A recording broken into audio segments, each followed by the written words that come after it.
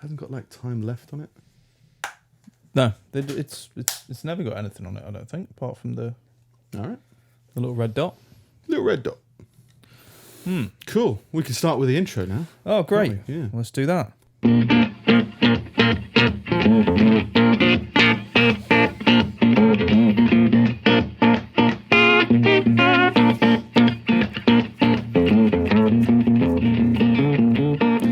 nice to have something to do again. Your purpose has been reinstated. Yeah. The button. Yeah, I've just been waiting for like errant pig facts to just show up. Oh, hooray! That's the thing. Oh, he's talking about the gym. We don't like talking about the gym. Yeah. It's old time. I can't even remember how we used to do it with the intro, to be fair. But yeah, we did used to fade into, just start into a conversation when the intro faded out, didn't we? Yeah. We'd start talking, I think, and then be like, oh, we haven't rolled the intro. And then I'd press the button and it would go in. I'll turn that off again. So it's distracting. You can turn it off. It's nice to have something to do, isn't it? It's been a while since I've had something to do. Please stop. Yeah, professionals. Intro, actually. I didn't write it down. We're episode 212 today, I think. Yeah, 212. Sure. Social media. Still not going to be any good at it. No. Still not that great at it. And Amazon banner on our website. So how are you? Facebook.com/pullingteethpodcasts. Yeah. Email wisdom@pullingteethpodcast.com. Send us your shit. Yeah. Pullingteethpodcast.com is the website with the Amazon banner in the top right. Yeah. Click through, buy your shit. Doesn't cost you anything. Gives us a kickback. Helps support whatever the fuck it is we're doing. Yeah, how am I? I'm all right. You good? Yep. Yeah, you're good. Yeah. Not much to report. Not much. A few days before graduation now. Feeling psyched. Apart from that. You won't get as many discount drills. Yeah. No. You won't get any less neighbours with no chin under in your back garden. Neighbours with no chin. Tim Allen. Oh. He's got like his neighbour's got no chin. With the fence. Yeah. It's a weird guy. Well, it's a weird era. It's a weird. Yeah. It's a whole strange. I know. Different world. I'm still Terrible. Still trying to get a dog. Still. And have you found any that aren't rejecting you? Well, everyone that you find online has 1,000 people going, I want it now, and then they all send a message, and inevitably they live closer and they end up getting the dog. So like I stopped bothering with the online stuff, but there's like a local place like over on the other side of Stoke, and I called them like 3 weeks ago. And she basically, woman on the phone was like, because I was asking about a dog I'd seen in a paper, so I was like, what's can you say? Because they don't in the advertise obituaries, dead dog. Oh, maybe this is the first time. And they don't tell you anything about the dogs in the paper. They just show you like a picture of them. It's like, all right, well, they seem to have a few of the kind of breed that I'm looking for and everything. And they tell you the name of the dogs. I'm like, all right, so I'll call inquiring about this dog. Is this dog still about? And she was like, oh no, we don't tell you anything about the dog until I know more about you. I was like, okay. So went over like pretty much my entire fucking life story. Right. And then she was like, so we'll need to arrange a home inspection. Someone to come around and check out your property and make sure that the back garden's secure and everything like that, to make sure that if you do get a dog, that it's not just going to escape and that you're going to be responsible and you don't have some kind of like weird torture shed or something. Which you have. Well, I'm slowly dismantling it. Right. Rearranging it. Yeah, into a functional torture shed. Anyway, that was 3 weeks ago, and then I called pretty much every other day since then, and just no response, and messaged their Facebook group, and called the owner, who's also called Steve, right? I spoke to him, and he was like, "Yeah, no, you'll have to call this woman." It's like, okay, but I've called her and like calling her again, and then the Facebook group came back to me and said, "Did you ever get in touch with your employee?" Yeah, no, I didn't. No. Yeah. Like, oh, okay. Well, I'll pass your number to Steve, and then Steve will pass it to her, and then she'll give you a call. Anyway, she gave me a call back yesterday. Going through my whole fucking life story again, and she's like, and it's like dealing with people with dementia. Yeah. It's like, and like, just can I please meet a dog? Like, just meet one. Let's just, like, I can meet a dog in the street. Can I meet one at a place that would like people to adopt their dogs? Why is it taken 3 weeks? Yeah. 3 weeks. And it can't just be the pandemic, right? It can't, because I've had as I've said, I've had electricians, I've had mechanics. I didn't mention it on the podcast, but my doctor asked me to email him my blood pressure. Right? I was like, I don't understand. And he was like, email me in a week what your blood pressure is. This is a new world. But like, even, right, so my bad electrician experiences, I then went with a big company, and they've had equally bad customer service experiences. And it's just the stupidest thing in the world. And it's not just people who are trying to get rid of dogs, but also like everyone just seems to be working on a different wavelength now. And it's either we just haven't had to, we're trying things that we don't usually, try and get a dog, don't usually get an electrician, or it's just something weird. People are just weird brained now. Yeah. Now that they can't go into a supermarket without wearing cloth. They're like, oh God, now I have to wear cloth. Oh, fuck this job. But yeah, a big company, I don't want to name it, but a big company, they cancelled they went to come around on like a Monday. They texted me saying, like, between 12 and 6, they texted me like 4 saying, oh, sorry, there's been an emergency job's been called in, so he's going to have to rearrange. I said, okay, well, when's the next appointment? Like, well, 10 days from now. 10 days to come down and give me a quote. Okay, that seems odd, but fine.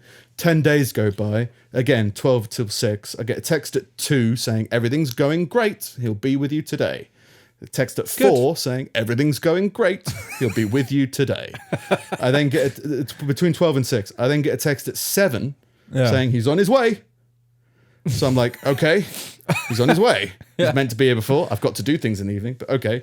I then get a call at 8 p.m. saying he's cancelled. And he's going to have to rearrange. And I'm like, and I was pissed at that point because of everything. So I was like, well, you've texted me twice saying everything's going to be great. Yeah. Then you text me after the prearranged window by an hour saying he's on his way. So if I've got any evening plans, I have to cancel. Yeah. So, which I can't remember if I did or didn't, but was like, and then you call me another hour later saying he's not coming at all. The text message system's really terrible. Why are you using it then? And he said, we've been telling the company for a while now. Well, you tell me who to talk to, because obviously they don't give a shit about you, do they, Terry?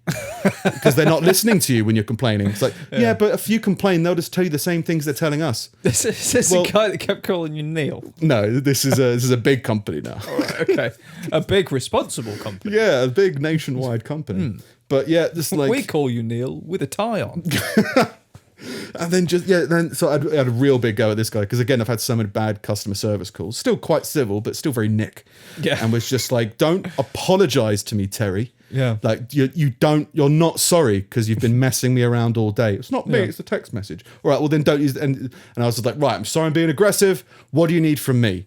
Right, when can you next come round? Tomorrow. Yeah, what time? Between 12 and 6. No, what time? Like, because are you just going to lie to me again, Terry? Yeah. He said, well, probably around 4. Okay. That's fine. How sure are you that you haven't screwed this up again?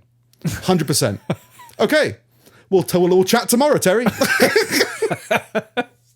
It's my favourite thing to do, because I did the same thing with the mechanics. They ordered the wrong part, and it's like, okay, well, I mean, it sounds like I'm talking to you like an idiot, because what you did was idiotic. Yeah. Are you? How confident are you that you've ordered the correct part this time? Yeah. 100%. Okay, I'll quote you on that, because if you are 100%, I can forgive a mistake. But if you're stupid enough to 100% be confident, the wrong part, I'm not a mechanic. Yeah. It's like, don't you have screwdrivers in your garage or something? Like, why don't you just do this? Yeah. But yeah, and then it came around the next day, and then just I get that there's pitter patter you're meant to have with people, but I was kind of at my wit's end with it. So I was like, look, can you just fix this? And the big nationwide company told me, no, it's impossible. I was like, right, well, I had a guy who called me Neil tell me it was possible. You're telling me it's impossible. He says, yeah, the part doesn't exist anymore. It doesn't exist. Well, here's it on eBay. Does that not exist? No, that exists. But obviously, I go, look, I understand if I bought the part. eBay's not possible. But I get what they were trying to say was they were trying to get me to get an unlicensed or a dodgy electrician to come around and do it for cheaper. Right. Not themselves, but they were saying if we do it, we'd have to do all this stuff, which would cost you lots of money. Okay. What it really needs is this thing for a temporary fix that we're not legally allowed to do. And I go like, I understand that, but I'm very much of the mindset of if it needs lots of work doing, let's do lots of work doing. Do you know what I mean? So I had to really hunker him down and be like, look, are you literally, I've called you around for a quote and you're telling me this work is impossible? Yeah. And he goes, well, no. Okay, how much to make you fix this, please? I just want an oven. I've got 2 ovens.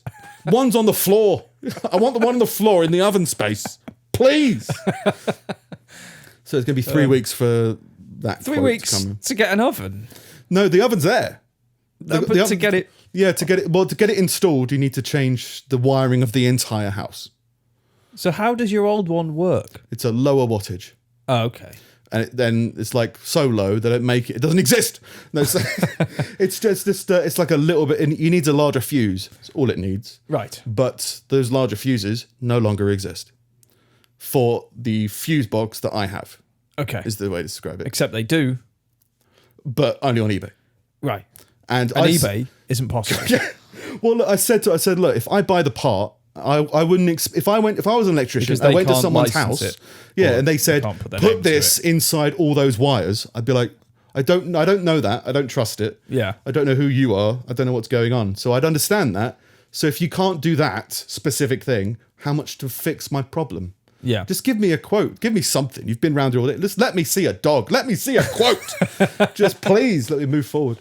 But yeah, it's so much bad customer service. I think it's got to be something to do with the pandemic. And just either they're so short-staffed, all the good people have changed careers. Yeah. Well, I left this woman a message like every other day for 3 weeks.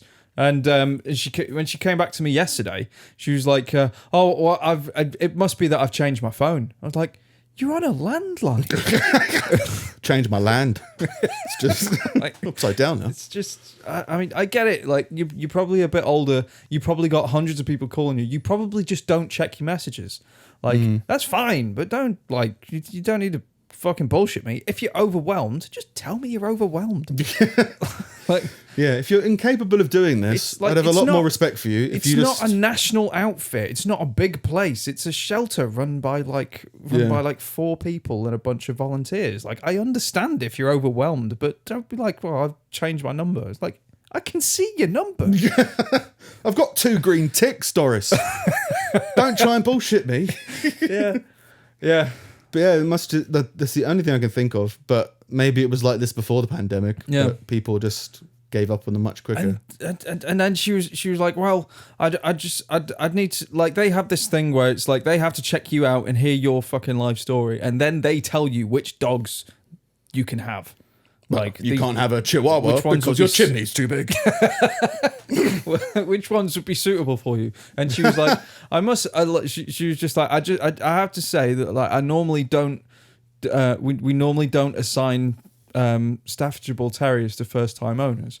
I was like, oh, that's weird because they're on like every single list I've been able to find for like dogs suitable for first time owners. So why is that? And she didn't really have an answer. We just don't. We got the memo. Yeah. Don't give it to Steve. And she was like, well, the thing is, like, the dog that you were looking at has been brought to us because she was aggressive. It's like, okay, that's fine. Like, I understand that. You wouldn't want to give that to, like, an inexperienced owner. But when I asked you about her 3 weeks ago, you said, we can't tell you anything about the dog until we know more about you. So, like, why is it suddenly now that it's like... Yeah. No.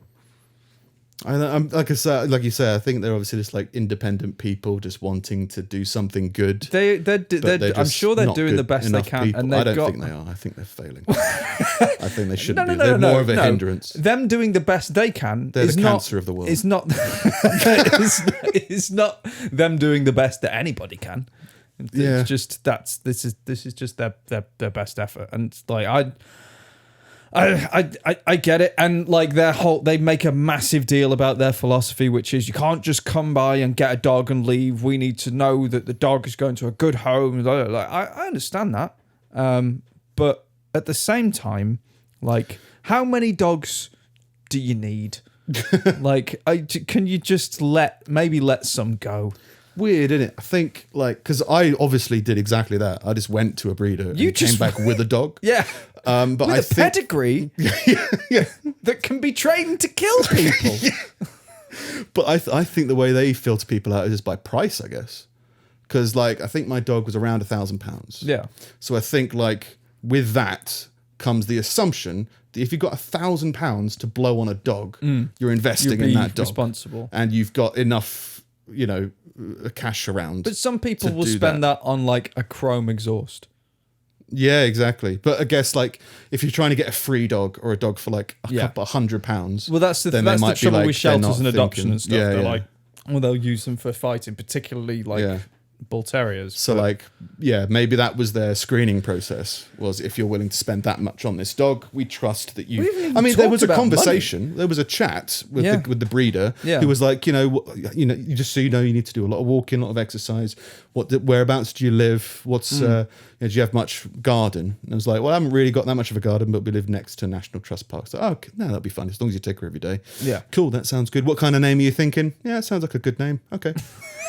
Did they vet your name?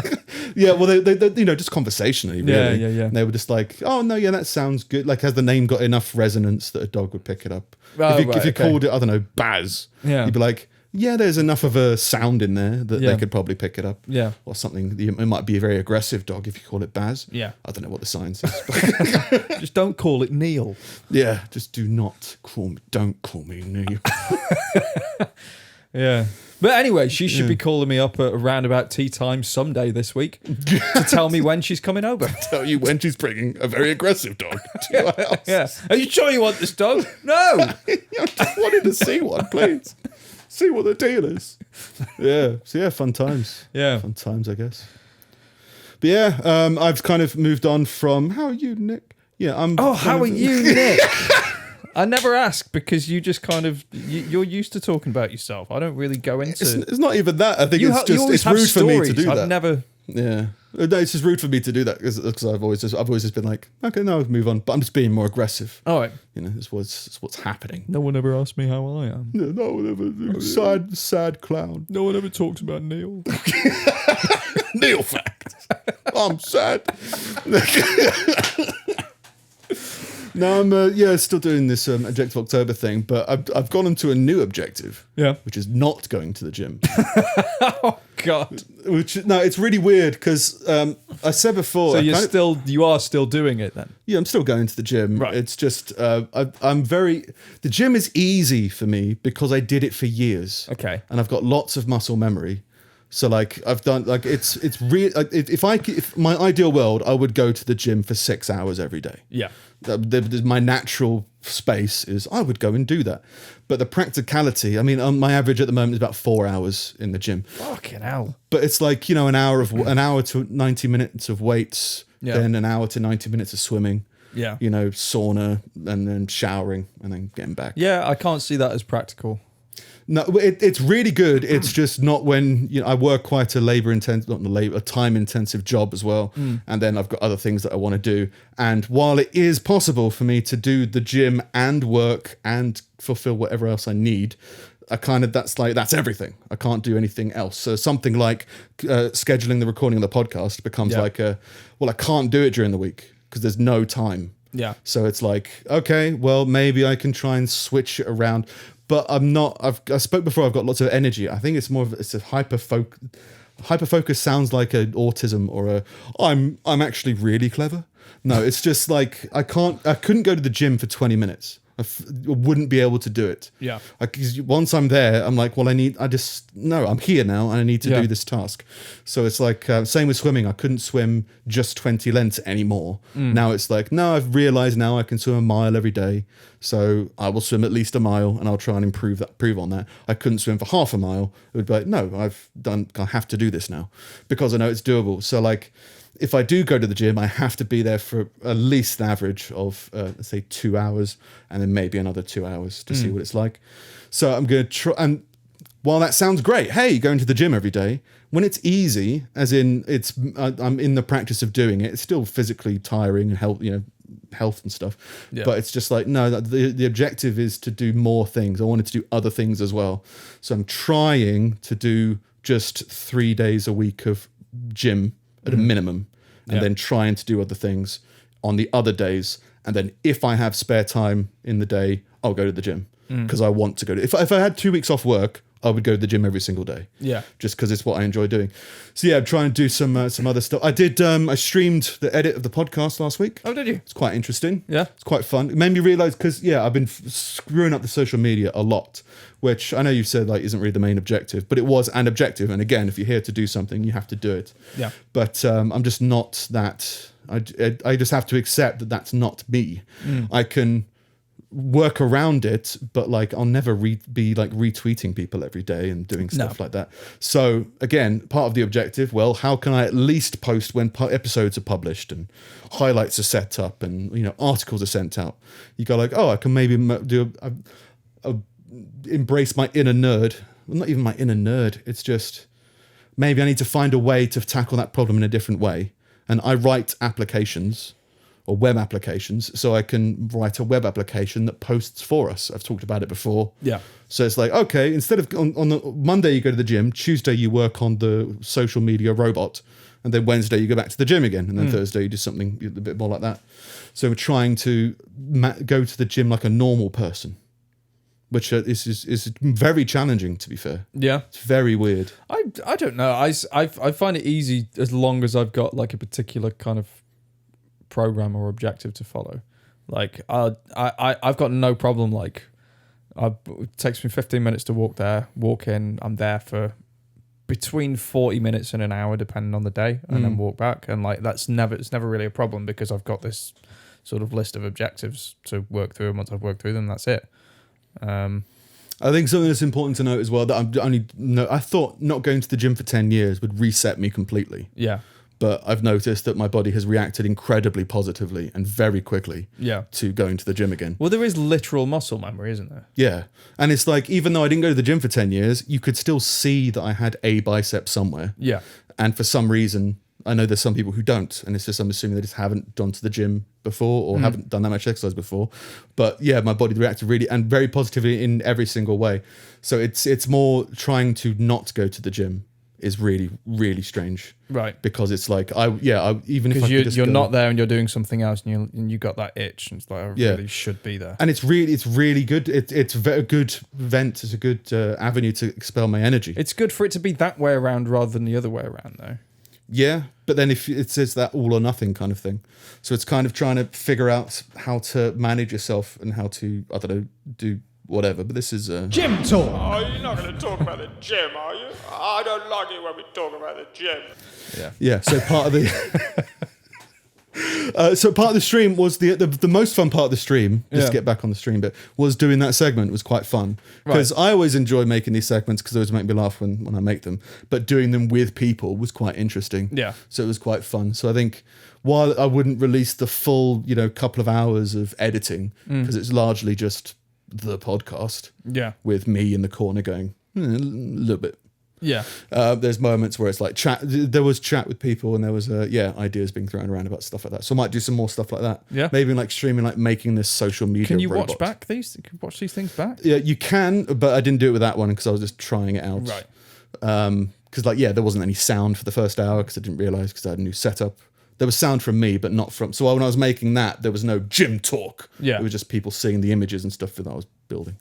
So, But I'm not even sure I'd replace it as a VOD. I think, video on demand is what they call because, again, it's like you could just watch the podcast and I could just edit out all the bits where I'm just staring at the screen and going, 1, 2. 1, 2. Yeah. A little bit more. 1, 2. Yeah. Like I could just edit all those out and just have little moments of stuff like that. But Streamlight trying to make all the aspects of the podcast, trying to grow it into a bit more. I can't do social media, but I can post to Facebook, Instagram, and Twitter. But I can't look at Twitter and retweet things. So try and get dynamic things to post at least. Yeah. Because I already manually upload to the website. So like, which is the right way to do it. But it's like, well, when I do that, I could just get loads of things to trigger that post to all of our social media platforms. Yeah. And there's like loads of webby stuff you can do. I just haven't dived into it, so I might look into that. Yeah. But I found it was interesting. I thought social media I can't get onto, but streaming I can get into. And kind of, if somebody posts a social media post, it feels edited. It feels egotistical, as in it feels like somebody's broadcasting a fake version of themselves because they've said this thing. It's like shouting out like motivational quotes. Streaming almost feels like, in comparison to social media, that you're giving people a choice. Like with social media, if you post something and they're following you, it's there and they see it and that's it. Whereas with streaming, it's like, I'm in the room. You can come into the room if you want to, but I'm just going to be here. Yeah. Like, and it just feels like it's a bit more genuine, even though obviously there are fake streamers and stuff like that. And I don't really watch that many streamers. But if there was a podcast that I liked that was live streaming something, I'd be like, oh yeah, I'll check that out. See, I never do it. I used to watch a D&D one that was really good, but that was it. No, like, and I know I watch I watch YouTubers who stream, but I don't really watch that much streaming. But I would rather have a chat with somebody while playing a board game or playing a video game or something, rather than just going through their Facebook and stuff. And this feels like an interesting thing to do, so I might explore on it a little bit. So I couldn't find a name that worked, so I'm Angry Gorilla Demon. Well, that's podcast related. Yeah, exactly. But like Pulling Teeth was taken, Nick Snip was taken. Oh. By you? Don't think so. By Neil Snip. The electricians of the world just ganging up on me. But social media sound a little bit fake. Also, it's kind of funny because I just insult you. I didn't realise. But throughout the whole editing process, I'm kind of shouting things at you. That's good. Look at that fucking chin. Here he goes, talking all that crap. Look, not really, but it's a little moment, something like that could be quite funny, I guess. Yeah. What was the other social gym thing? Oh, there is a whole gym thing, but I'll bring it up as a big rebuttal. You've not drank your tea. Oh, yeah. It's because it's hidden behind my laptop. Oh. See, I'm hyper-focused on my laptop. Is it cold now? That's fine. I used to be an engineer. Not really. Used to be an apprentice engineer.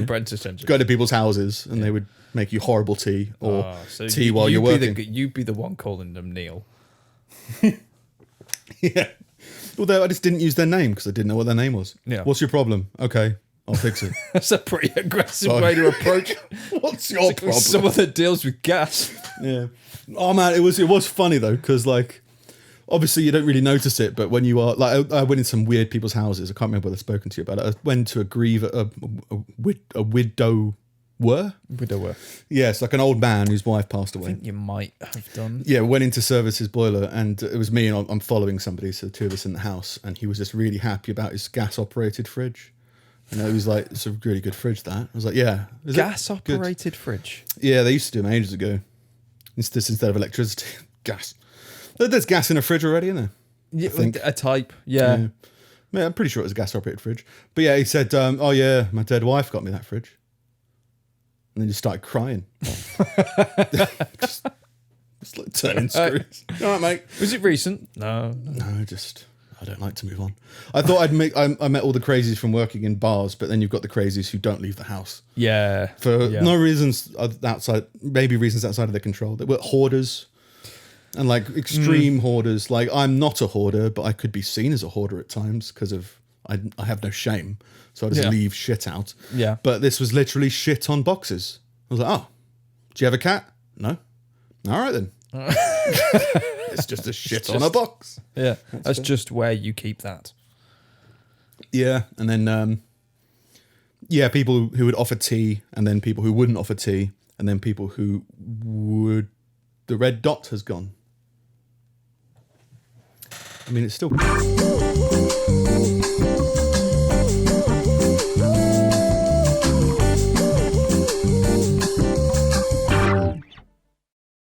I'm back. Maybe.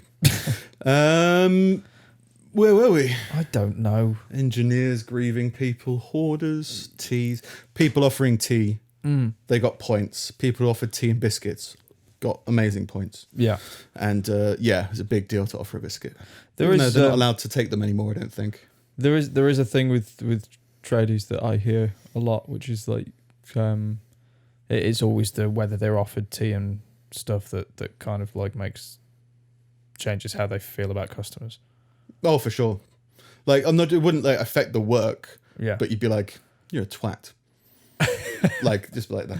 They didn't even offer us a fucking cup of tea. Although I think now they're not allowed to accept, like in big companies. They don't accept because it could be poisoned or whatever. Really? Well, I imagine so. It's strange. It's a strange ritual. I know it's just like polite and whatever, but like, I mean, anywhere I've worked, the last few places I've worked, I take a flask.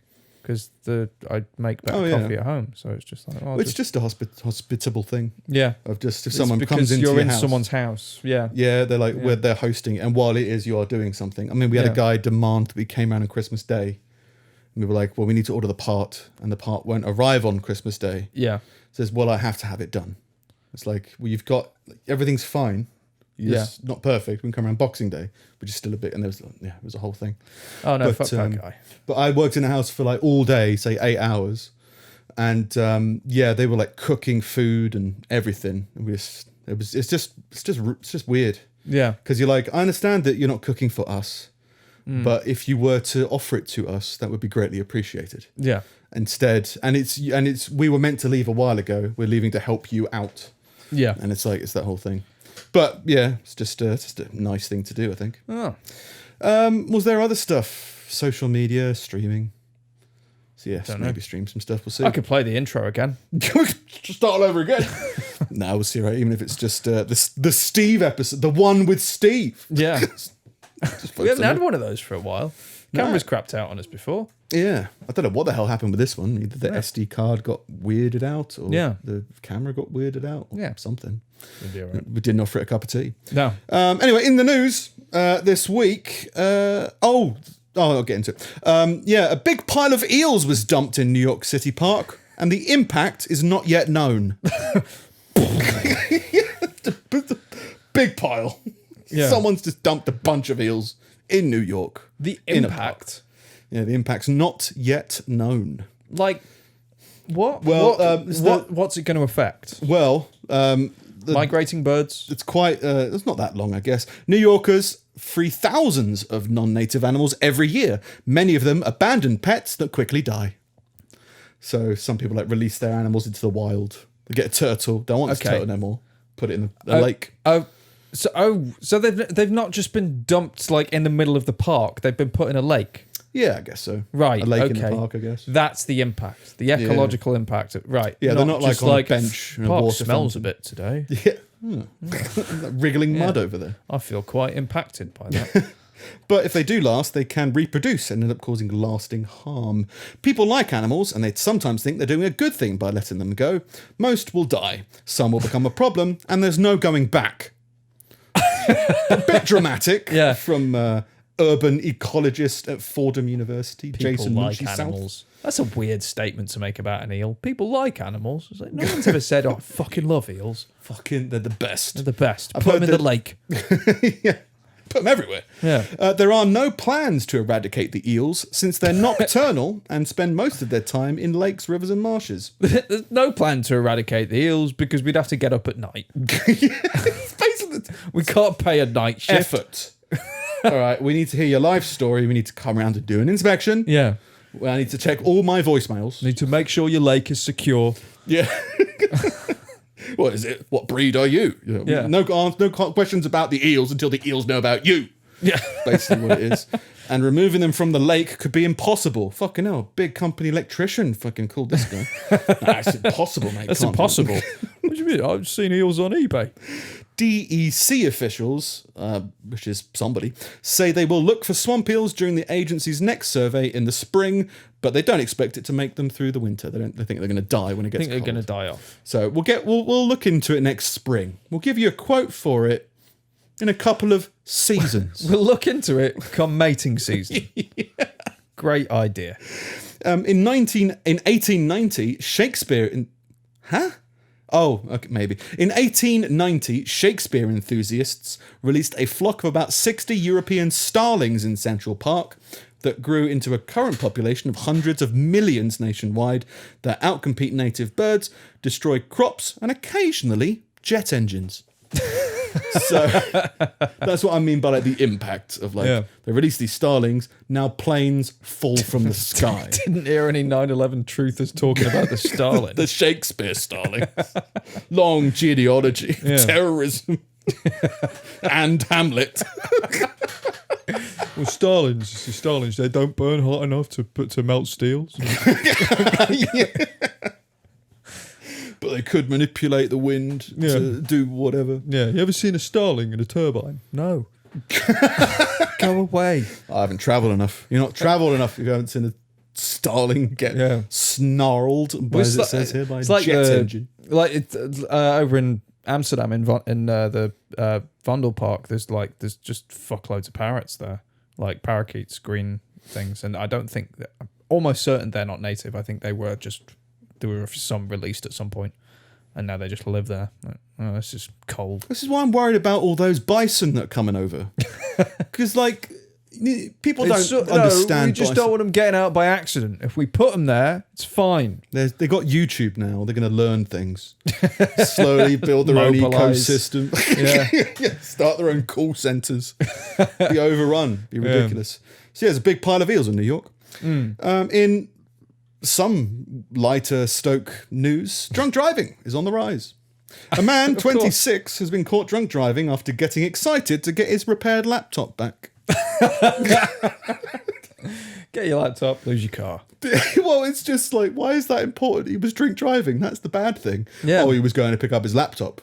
So yeah, but I think they're trying to create the narrative, which I'm all for. Create the narrative in these. He was so excited about his laptop, he got wasted. Well, he was probably in the pub and he had a couple of drinks, and then he got the call. He's like, "Oh, get my laptop great! back." I'll go Not get it. realising No, he it's was all right. over I'll them. be fine. Do you know how the limit works? As not really a drinker when I How go it out driving. works? Yeah, as in like, it's in micrograms. Now I understand units, right? You can have 1 unit and drive. Something like that. I don't know. I think it's like 2.5, 2.4 units or something like that can be in your blood. And so there's some pints where it's like, if I finish this pint and let it go down, I'll technically be over the limit. Yeah. I just did a quick Google in England, Wales, and Northern Ireland. Doesn't say Scotland. For drivers, 18 milligrams of alcohol per 100 meters of blood, 35 micrograms per 100 milliliters of breath.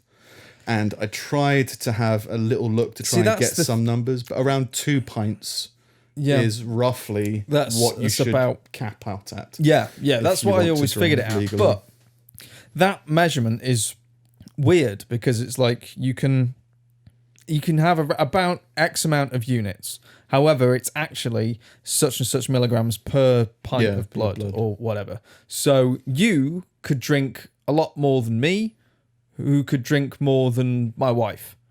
Yeah, because I'm just better. Because you've got more blood. Not necessarily your own. Yeah, I just got a storage.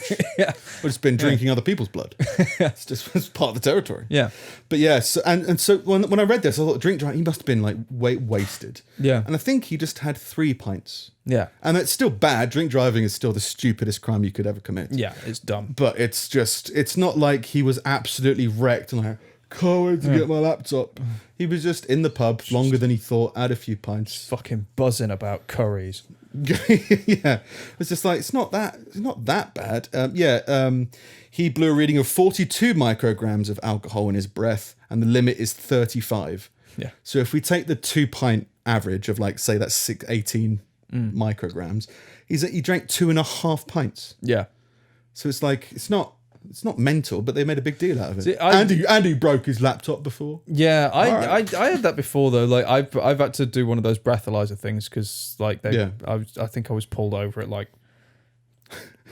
2 a.m. I had to do one because I got hit by a lorry. They were like, do you need a drink? Let's find out. He's Clobo, get him a drink. Yeah. He's had a rough time. Rule me out as responsible, yeah. Oh, to make sure that you hadn't driven in front of the lorry or whatever. Yeah. At a red light.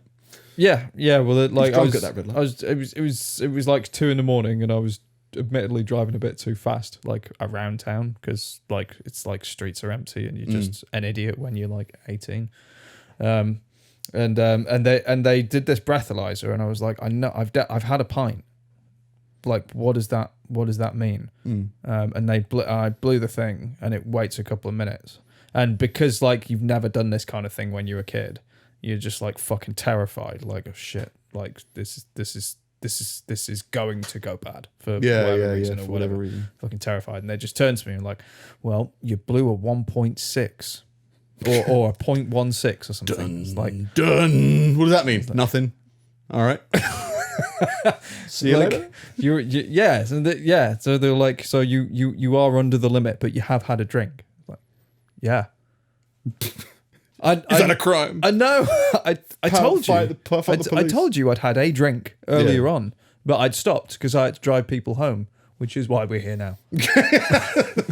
Can I see your dog? I've told you my life story. Let me see your dog. And Steve write autobiographies, just trying to get a dog to review it. Please. Yeah. But yeah, it's a stupid crime. But it's just weird how they've. Sorry to go back to that, but that's one of the most annoying things is that because it's a charity, you just can't leave a bad review. Oh yes, you can. You can't shut on them on Facebook or anything. Oh like, yes, you can. These people are thoroughly incompetent, but they're trying to help dogs, and I think that's how incompetent charities exist, because people won't slag them off. In other drink driving Stoke news. Oh yeah, that was it. Student Ryan Knowles was drink driving. He panicked and crashed into a wall after police officers tried to pull him over. The 20-year-old was driving along Nutton Lane in Nutton when he attempted. I don't know why, but I find it funny when roads are named after places. Yeah. You know, there's loads of London roads because it will eventually lead to London, maybe. Yeah. But it's like Stoke Road in Stoke. Yeah. No shit. I like Main There's not Road. Stoke Road. Main Road is a big one. Like, and there's one everywhere. Yeah, it's the main road because it's got a post box on it. Okay. I live on 4 Main Road. All right. Police officers who were following the vehicle attempted to stop Knowles by illuminating their lights. Don't sound fancy. They turned on their lights. They switched their lights on. Yeah, North Staffordshire Justice Centre heard he then attempted to pull into a cul-de-sac to let them pass, but ended up in a wall. Oh, just let them pass. This is a very short cul-de-sac. Someone's gone. We have revisited this story a few times, and I like to think that this keeps growing. Is it the girl that got shot in the face? No. All right. This is Danish inventor Peter Madsen. Oh, the submarine. The submarine decapitator. Yeah, wasn't me. You sure? No, it was me. He escaped from prison. In a submarine? Not in a submarine, but he escaped. How is this real? Yeah, so to sum it up, he got a journalist into his homemade submarine, cut her head off and cut her into bits, dumped her into the sea. They questioned him, he denied it. I think they convicted him anyway. There was enough, like he never admitted it. Then he admitted it in a Netflix documentary. Then he escaped from prison. Admittedly, it was short-lived. Yeah. But if there's someone who can make a submarine, put a better look on him. You know, just you got like in Con Air, there's like Nicolas Cage's character is like, my fists are labeled lethal weapons, so I need to go to a maximum security prison because he was like a ranger or something. This guy can build a fucking submarine. You've seen Prison Break, you've seen the A-Team. Yeah. Don't leave him alone. No. Madsen used a female prison psychologist as a hostage during his escape. Some poor woman come in trying to help the submarine decapitator. Yeah. So why do you think you decided to submerge yourself before cutting off the heads of your victim? Took her hostage. Police told reporters at a press conference, adding that he forced his way out of the prison using objects resembling a gun and an explosive belt. Just Where did you get? They just looked like it. Oh, right. They weren't actually... It's just, that looks like a gun. What is it? It's a soap. But haven't we had this before? We had this in an early episode where someone escaped from prison because their wife learned how to fly a helicopter, and she flew over the prison and dropped a rope, and he managed to keep guards off him by painting an orange to look like a grenade. Get back. It's called Citrus Burst. Don't get it in your eyes. Agent Orange. Yeah, he was... Madsen was arrested about half a mile from the prison, so he didn't get very far.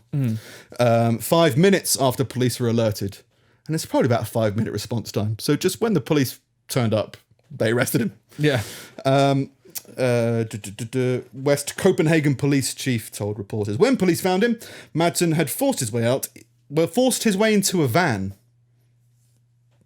Opened the door? Yeah. A pedestrian van? Maybe that's what they mean. There was a van with somebody in it, or maybe the van was locked and he broke into it to kind of get it going, and he was pulled out by officers and then handcuffed. During the arrest, officers noticed a belt around his torso and moved into a safe distance, suspecting it might contain explosives. How can you think, I guess if it's got pouches... Yeah. Because I think what they were saying is, we don't know whether somebody smuggled in explosives and a gun to him. Right, okay. So I can understand the response what kind of prison is this? You can build a submarine. Don't let anybody smuggle anything to it. Build a fucking rocket ship and just fuck off. Nothing indicates that the belt contains explosives, Lauritsen said, adding that he did not suspect Madsen had received help fleeing the prison. No employees or police officers were injured. The operation is now over and Madsen's back in custody. Now he's being charged with attempted escape.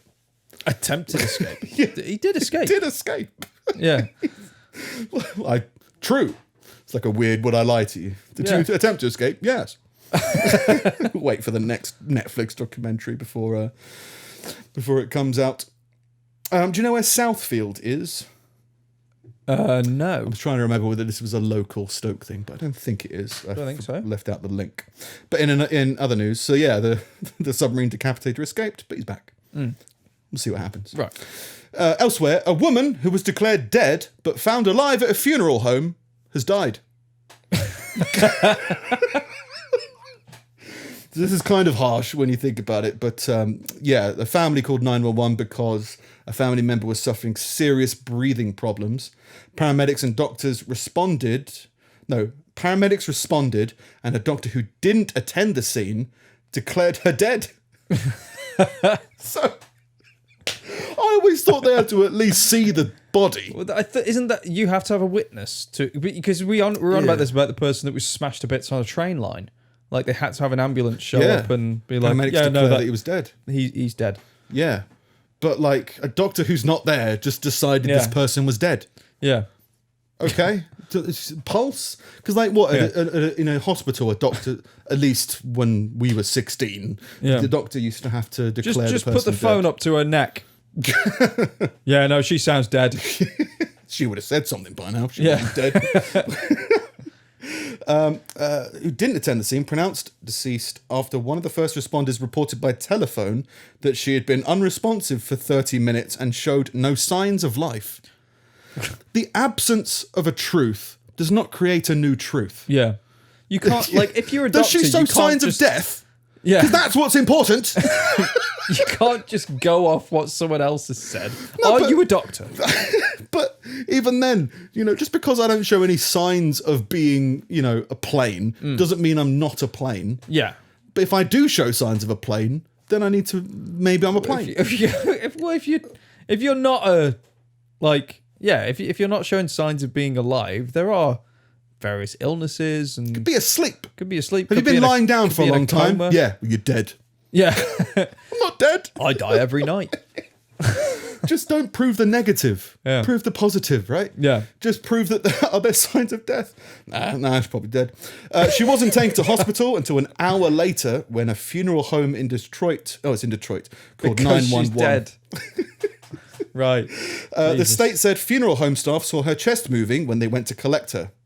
So the funeral home turned up to the house and was like, she's alive. She had been hospitalized in critical condition ever since. But take her back. She's not ready yet. This is medium rare. Yeah. We prefer well done. But it's obviously a big issue because she was oxygen deprived. Yeah. And because they didn't send her to hospital, she wasn't given oxygen. Yeah. So she suffered serious brain damage. And while she was in critical care for a while, because she wasn't treated, she died. So the family is suing for $50 million.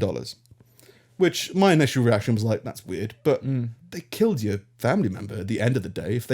If the doctor decided to turn up, if the doctor didn't take that one class in electrician and decided to actually turn up for the job that he was meant to do, maybe your family member would still be alive. So I completely agree with that. Don't declare people dead when they're alive. It's not the kind of job that you can do remotely. Well, the paramedics were there as well, so you kind of have to go, surely the paramedics should be able to tell if you're dead. So maybe the paramedics were like, yeah, no, seems dead. And the guy on the phone was like, I'll take that, you're a paramedic. Well, we've been talking about hipsters and dive bars and stuff like that. Maybe this is just a hipster wake. Because that's what that was for, wasn't it? Was just like to see if they're actually dead. So you would just lay the corpse on a table and see if they woke up. I think that's what the original wake was meant to be. Oh, right. Okay, I didn't know that. It was like when they died, in quotes, you would leave the body in for a day or something. And now we wait. Well, you'd have a drink, buffet, you'd start talking about white privilege. Yeah. The dead person would go, shut up. Oh, they're not dead. Hey! That's how the hokey cokey came about. Yeah. Is he putting his left leg in? No. Left leg out? Shake him out.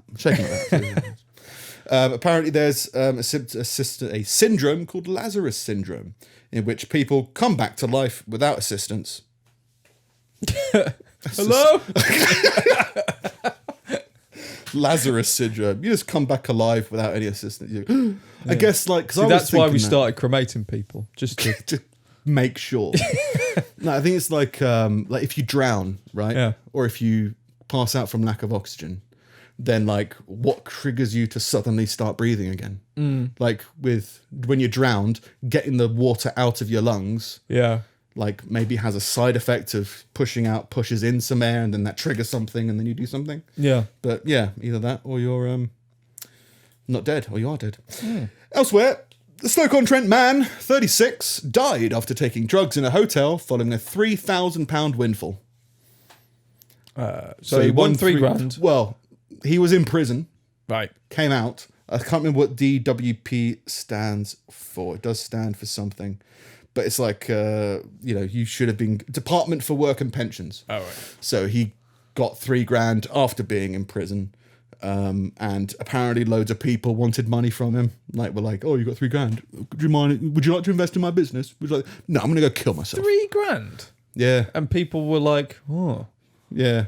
But there's a lot, I know some people like that. Because you hear of that with lottery winners being poached by people and whatnot. But yeah, but I guess, you can do a lot with £1,000 at least. So maybe, if you can give us £1,000, I can go have a great time. So he just went to a hotel and killed himself. Not necessarily intentionally. He did loads of drugs. Yeah. And he did £3,000 worth of drugs. As long as he had a good time. You can't have it. An ambulance was called and a doctor remotely said he's probably dead.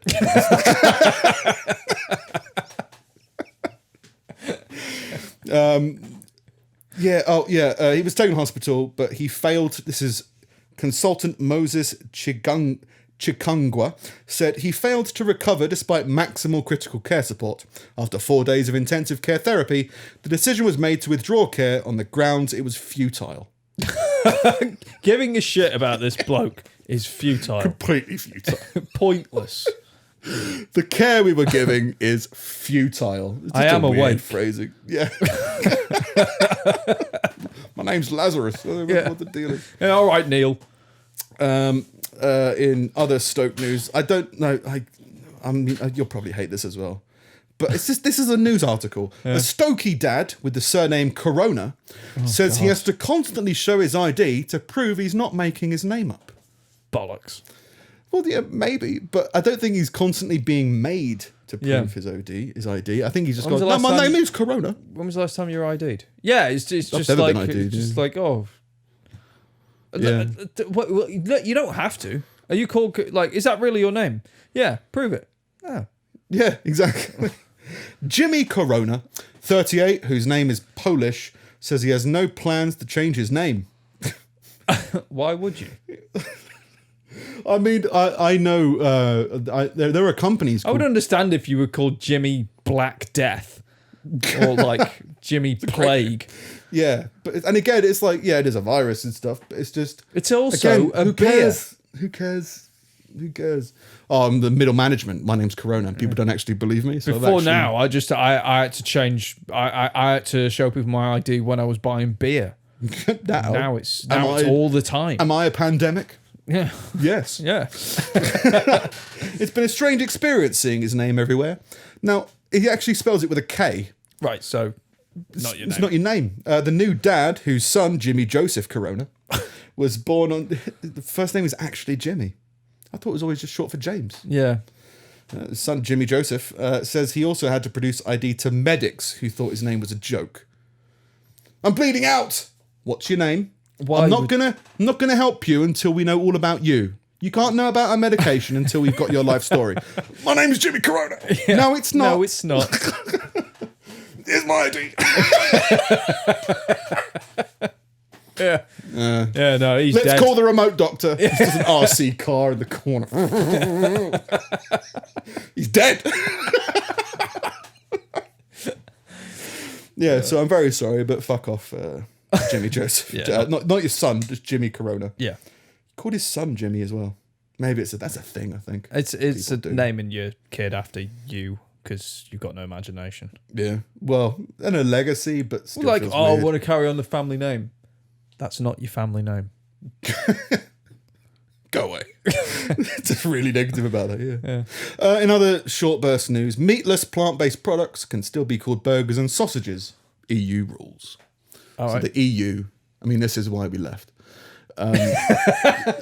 Burgers that don't contain meat These are the arguments. are apparently not meant to be burgers. But you go, okay, well, what's a lamb burger then? Well, it's a burger made with lamb. Yeah. So what's a veggie burger then? Oh, it's like eBay. Doesn't exist. Yeah. Just that's not meant to happen.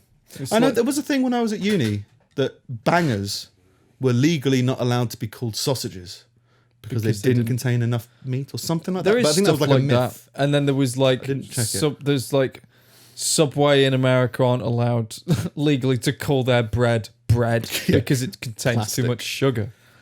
Yeah, Apparently. the same material as a yoga mat, I think, something like that. As Christ almighty. I think that was their big thing. And then I think in Italy, Heinz aren't allowed to call their ketchup because there's not enough tomato in it.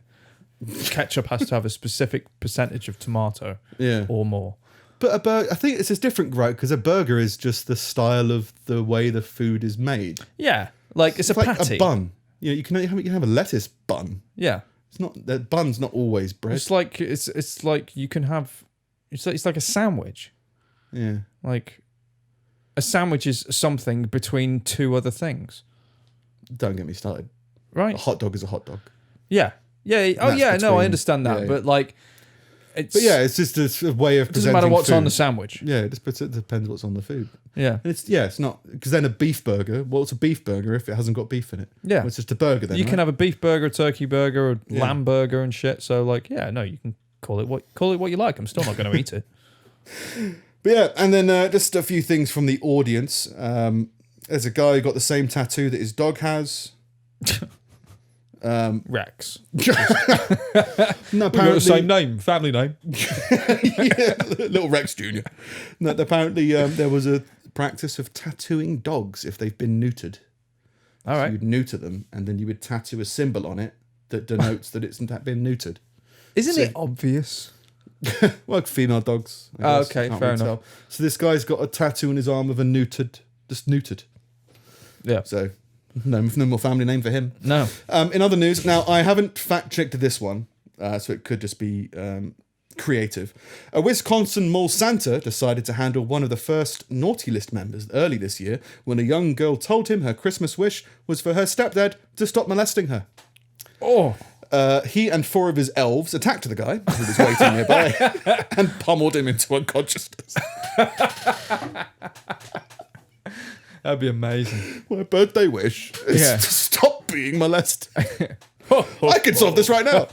An eyewitness recalled Santa didn't say nothing. He just grabbed the back of the guy's skull and headbutted him real hard.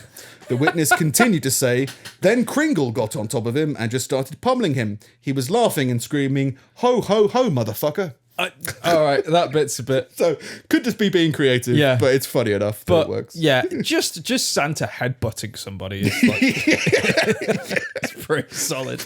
His gang of elves getting involved. Yeah. Give him a kick in.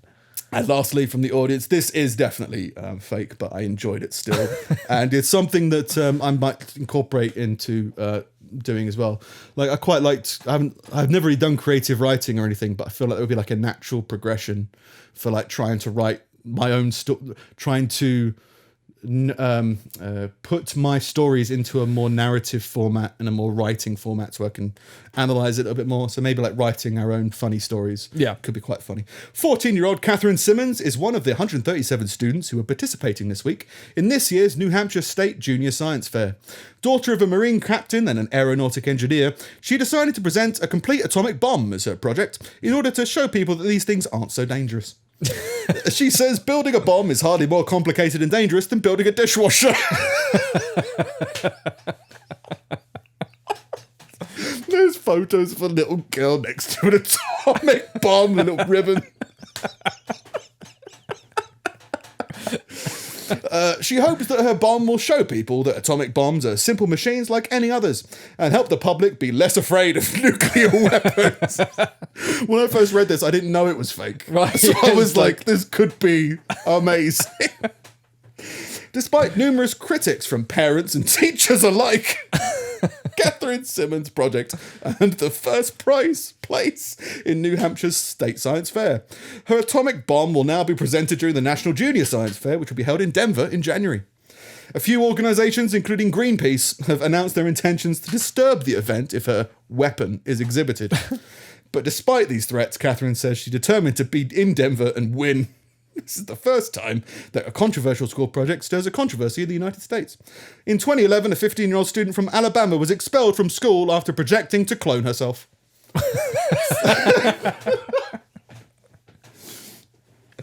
Now, this was just part of a website. A lot of these kind of like The Onion kind of websites don't like openly state everywhere that they're just, satire and messing around.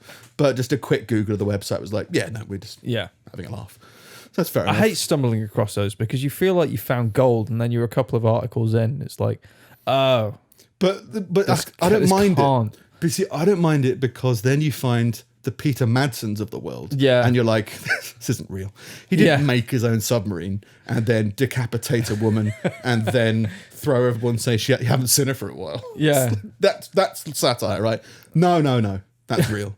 He's a movie. Like, they could definitely do a movie out of him. Yeah, it's just my whole mantra is life is so surreal and ridiculous that even if you're openly pretending, that's fine. He could be our Tusk.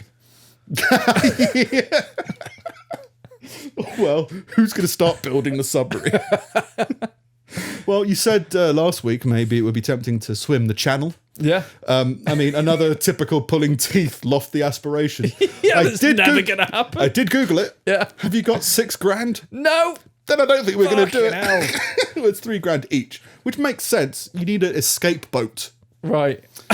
And that needs a crew. You need to escape the sea. To escape death. Yeah. He's dying. Yeah. I mean, that's if you want to do it officially, we could just do it. You know what I mean? Yeah. Oh, there's plenty of Romanians that do it and they don't die. Only the children fall out the dinghies. Whatever it is. But yeah, so if we're going to do that, we could just make our own submarine and film the whole process. Make it like, what's that? I've been watching a few of these now, but what's the guy who makes stuff in his garage? Oh, yeah, I can't remember his name, but I know what you mean. Yeah, Nigel. Nigel? Yeah. His name Nigel. I think it's Nigel. Have you seen stuff made here? No. It's really reignited my kind of nerdy side of like, I think this is a life thing anyway, but it's weird I don't want to criticize anybody, but anyway, I think I could have taken many different paths in my childhood, as I'm sure most people would, as I'm sure most people who would have a midlife crisis would be like, oh, if only I'd pursued XYZ, I'd be somewhere else. I think everybody goes through this, but one of the things I used to do a lot as a kid was build things. I used to build lots of stuff. I built a dishwasher when I was in the Scouts. Could have built an atomic bomb. I've been watching this Stuff Made Here guy, and he's just making machines and making stuff he finds funny and interesting. Yeah. So like, a basketball hoop that always lands. Right. So he's got sensors and So it follows pulleys the that, ball and- then like split second, all the science behind it. It's always Yeah. interesting. But I think I could have enjoyed trying to do something like that. Yeah. All that kind of stuff. So then that's what's kind of spurred me on to be like, well, while I've got that thought of, I would have been cool to do that. I've got some knowledge in web app stuff. Maybe I can start doing web app stuff that does stuff for me that I would like to kind of do. Is trying to apply that there. Yeah. The Stuff Made Here does loads of stuff like that. I can't remember. There's loads of YouTube channels now that like embrace building for the robots. Yeah, there's a guy that I follow that he's like an aero knows a load of stuff about flight stuff, but he's not. I think he's about our age. Peter Schriepol, and he just people just send him shit like toys or weird appliances and be like, make this fly. Be like, all right, and then he'll find a way to make it fly. Yeah, things like that. It's interesting. I guess it's problem solving at the end of the day. Yeah, and trying to find something that will be somewhat automated. I think that's the kind of bit that I had that itch when I was a kid anyway. So like if I can automate, where he's automating silly things and stuff in his house and whatever, but like, it'd be interesting to automate social media because I can't do it. Yeah. So as long as it's somewhat automated, that could be fun to do. Could be interesting to do. Yeah. Do something like that. But yeah, and then maybe write some ridiculous creative stuff. Could be fun. Yeah. Could be interesting. That seems more objective October themed than just go to the gym because you love going to the gym. Well, yeah, we'll do that too. Yeah, but just not like all the time. Try and fit in other things. Anyway, that is me this week. All right. A few headlines from me. Some of my stories seem to mimic some of yours. I think a lot of people have had the same sort of idea this week of doing weird things. A teen in Topeka, Kansas, has been arrested after taking off his clothes, covering himself in ranch dressing, and crashing his car into a deli. I am the source. Reports state that he was under the influence. Yeah. I mean, like, I really want a sandwich. yeah. But they don't do ranch dressing at my local. so I will become the ranch I don't have dressing. any pockets because I've taken off all my clothes. Yeah. So if I just put it on me, No going back. I can dip my sandwich in me. Is that drunk thought? Is that drunk thinking? It feels like there's other substances involved. As in, like, I can understand people under different psychedelics thinking that. Or what? Well, not psychedelics, but I can't remember what they're called, but stuff, psychopaths. No, there's some kind which has a hallucinogenic effect. Those kind of drugs, I can imagine starting to do that. But although, maybe you could just cover yourself in ranch dressing and go for a drive. Yeah. Yeah, it feels like a lot of effort, but I guess for drunks. Yeah. In Bay Village, Ohio, police were called to report reports of a homeless man asleep on a park bench that, upon closer inspection, turned out to be a statue of Jesus. Oh, Jesus. Ruining this park. It's an installation that someone's done of like an old guy on a bench, but asleep with like a thing over him, and it's a thing. It's like, well, if this was Jesus, would you help him? Like that kind of thing. And someone saw it and was like, I'm going to call the police. Get your religion out my park. Because it just from a distance. This was Jesus, would you help him? Yeah, like that Don't kind help of thing. Jesus. He can make fish. He doesn't need any help. Yeah. Yeah. Why is he asleep in a park?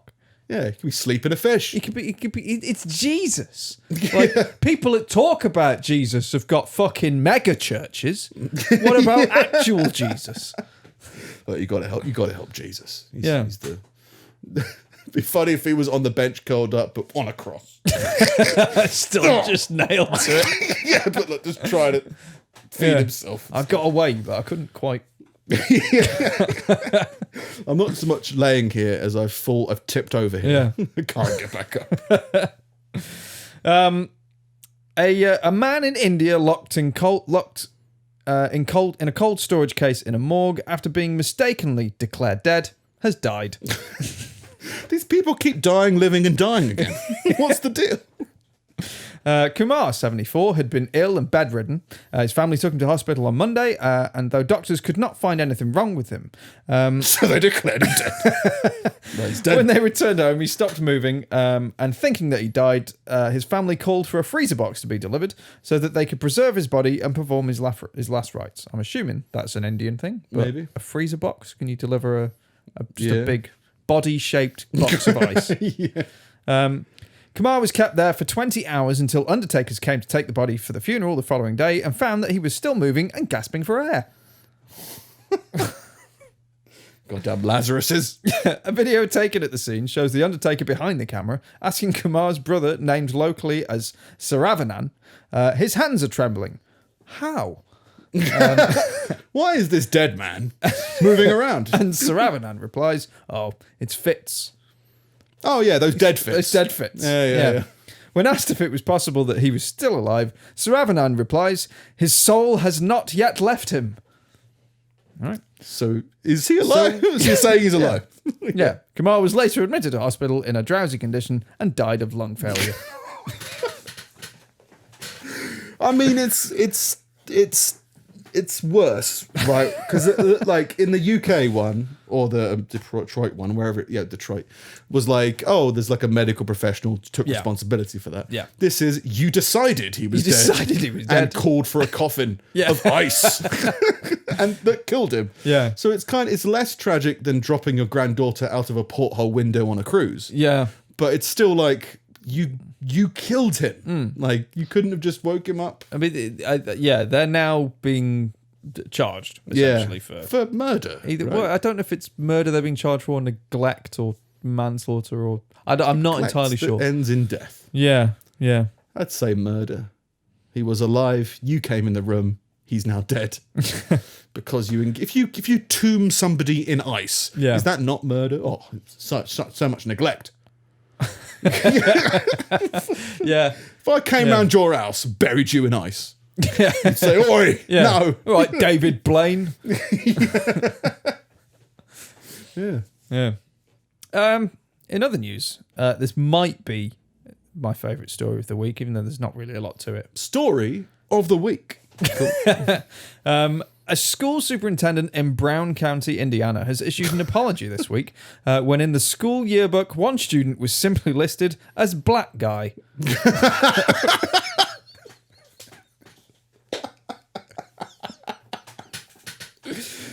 Oh, is the thought behind it? It's like, well, you would have thought that there would be... was this recently? Yeah. So even in the last 50 years, there'd be a clipboard somewhere with, all right, Dave, come in the room. Okay, now Lucy, and now Gregory. Then that's what it's called in... I can't pronounce that.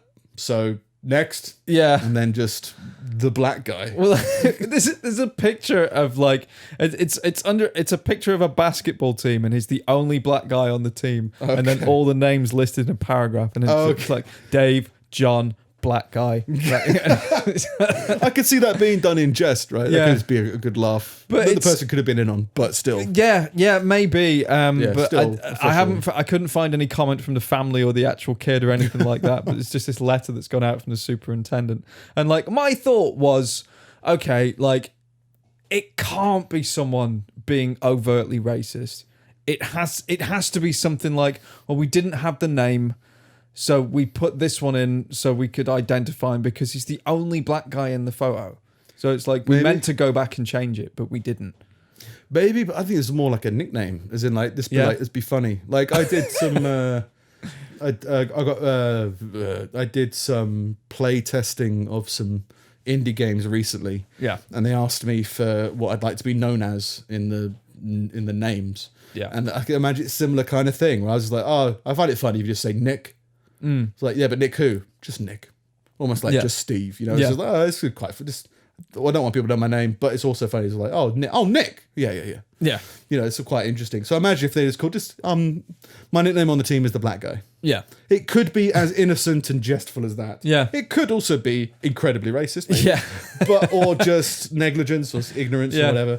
But yeah, feels like. And it does seem like on a team full of white guys, that it would be something that the black guys like yeah, no, this will be funny. Like, just yeah. Well, at least if they shared our sense of humor. Yeah. Maybe they didn't, but to be safe on an official document, I say official, it's like a high school yearbook, right? Yeah. Yeah, I can imagine you used to be like, oh, that's just, I declared my own name. Yeah. Just call me that because I find it I just funny. love people apologizing for stupid shit. Again, Like, it's that middle management, that buffet plate setter of just like something really dumb happens that most people would find funny, and most people who could be offended by it would probably be like, well, that's just fucking stupid. And a guy is like just straightening his tie behind a lectern and is like, we're really sorry.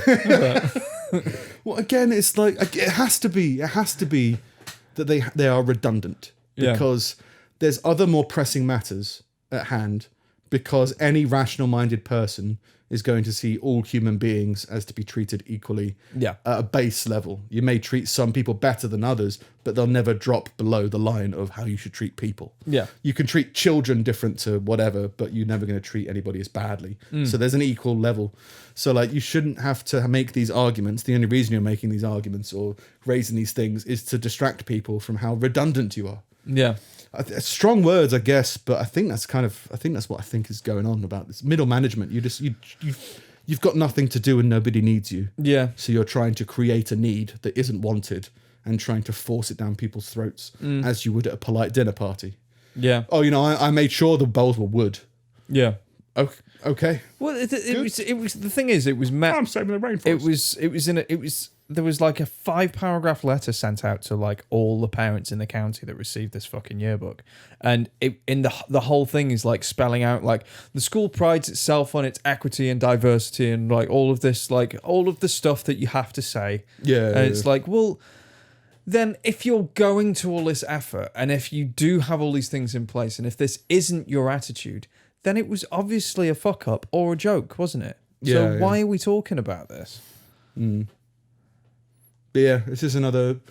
I'd still argue that it's an official. Like it for the school should have been responsible enough to say no racial slurs, no racial references. Yeah, this is an official yearbook that will go through the ages. Yeah, so just a nickname would be fine. But yeah that's fine. Yeah, but if you were that kid and it was you that did it, like you'd be like, I can't believe they put it in. Like, this is the most amazing. I'm going to take this with me everywhere. Yeah. It was like when I applied to be a member of the co-op membership card club and they announced me a flight commander. I was like, I'm a flight commander now. I am black guy. I'm surprised. I don't believe that's your name. Corona. I've got a card. I've got a remote doctor that will confirm that I'm both black guy and dead. So. Yeah. And finally, Florida Deputy Chris Doherty has been arrested for giving guns to a child for them to shoot demons with. Now go outside and play.